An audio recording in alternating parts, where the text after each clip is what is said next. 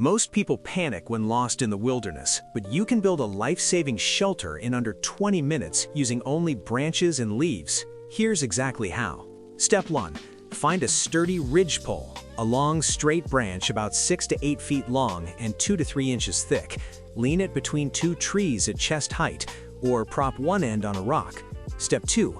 Gather long branches and lean them against the ridgepole at a 45-degree angle on both sides, creating an A-frame shape. Space them about 12 inches apart. Step 3. Layer leaves, bark, and pine boughs thickly over the frame. Aim for at least 12 inches of insulation. Cover the ground inside with dry leaves for padding. Step 4. Leave a small opening facing away from wind. Test the structure by gently pressing on it. It should feel solid. Crawl inside to check for sharp branches. Pro tip: avoid building near dead trees or widowmakers, branches that could fall. Also, insulate below you. Ground contact drains body heat fast. What's your wilderness survival hack? Comment below. Follow Sikho for more survival skills.